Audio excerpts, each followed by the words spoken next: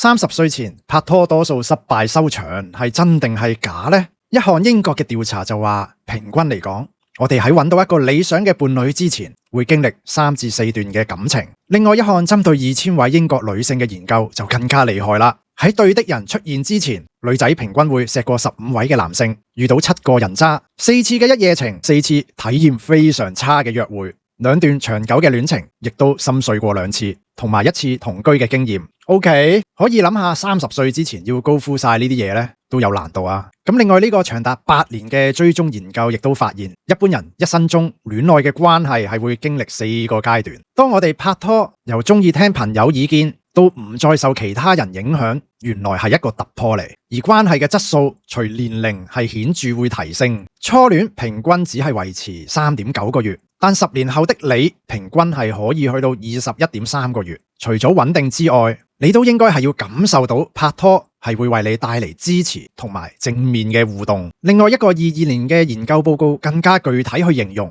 年齡同關係嘅滿意度係呈 U 型嘅曲線，就係話拍拖嚟講，20歲原來已經係人生中嘅最高峰。我哋默哀1秒鐘，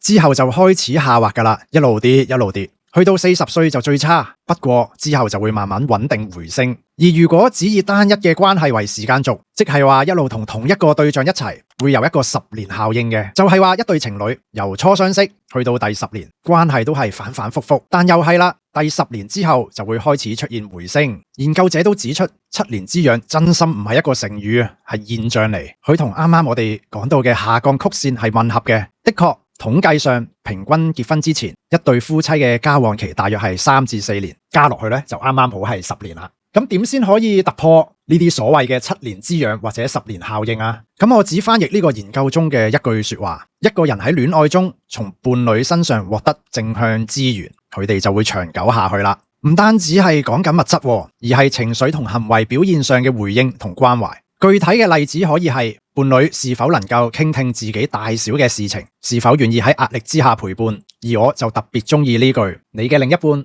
能否對你表達信任同肯定？你可能都聽過以下嘅2句說話，一個人同你講，你都係唔得噶啦，而另外一個人就話好難喎，不過我信你會做得到。當中嘅分別正正牽涉一個人能否喺親密關係中建立穩定而正向嘅自我概念。原來當我哋冇辦法喺同一個人嘅相處中得到自我認同，關係就會好難發展到落去啦。